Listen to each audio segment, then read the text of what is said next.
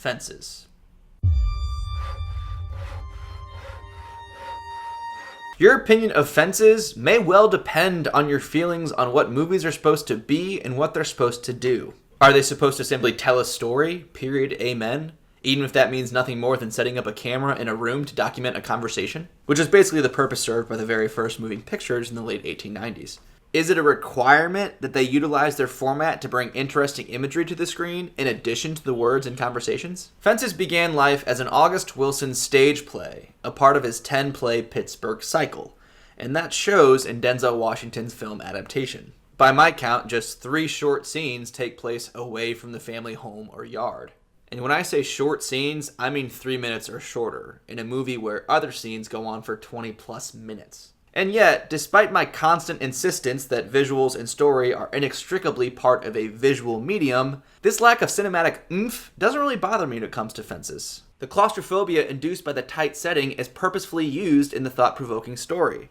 The capital A acting is top to bottom some of the best of the year, and the pace and rhythm of the 1950s African-American dialect sings, which pleases me as a devoted Sorkinite. In 1950s Pittsburgh, Troy Maxson, played by Denzel Washington, works as a trash collector, bringing his weekly paycheck home to his devoted wife Rose and son Corey, played by Viola Davis and Jovan Adepo. He drinks once a week with his best friend and coworker, he reluctantly loans money to his grown son from another marriage, and he occasionally must corral his wandering, mentally disabled brother Gabe, played by McKelty Williamson, who you may recognize from Forrest Gump.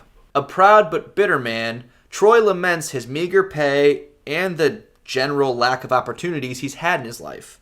Notably that he never got a shot at the major leagues, despite bebeing a standout in the Negro Leagues as a younger man. Ain't but 2 men ever played baseball good as you. And what did it ever get me? I ain't got a pot to piss in or a window to throw it out of. For this reason, he balks at his son's college football recruitment and NFL dreams. He got recruited by a college football team. It ain't gonna get him nowhere.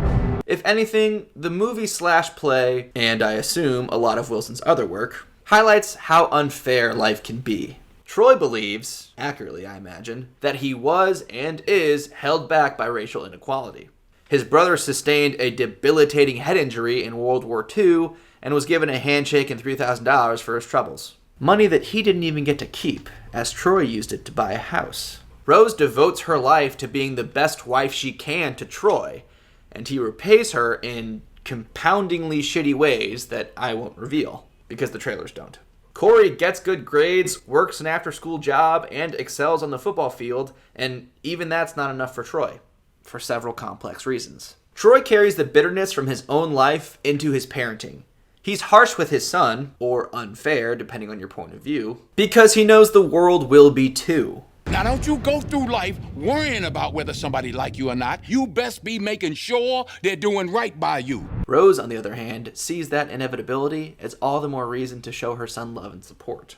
While small civil rights progress was happening by the late 1950s, and Corey has slightly fewer barriers than Troy had, Troy either doesn't see the progress or actively ignores it, because acknowledging it would only make the past injustices he had suffered harder to swallow. So, Fences was originally a play that debuted in 1987 with James Earl Jones in the lead role.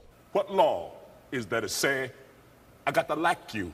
Then there was a 2010 Broadway revival of the play in which Denzel Washington and Viola Davis played the 2 leads, and they both won Tonys. What law is there to say, I got to like you? None. So because this movie is little more than a filmed version of the 2010 Broadway revival play, What law is there to say, I got to like you? as you would expect, the performances shine above all else. You can already start etching Viola Davis' name onto the Best Supporting Actress statue, which, by the way, puts her 3/4 of the way to an EGOT. And Denzel Washington fighting Casey Affleck for Best Actor is one of the few remaining uncertain categories. One of August Wilson's goals with his plays was to offer white Americans a view of black Americans they weren't used to seeing. In the case of Fences, he wanted to show the depth and complexity, the tragedy and the beauty, the richness of the life of a simple black garbage man. A person white Americans don't really look at, although they see a garbage man every day. Whatever you ultimately think of Troy Maxson when the credits finally roll in Fences,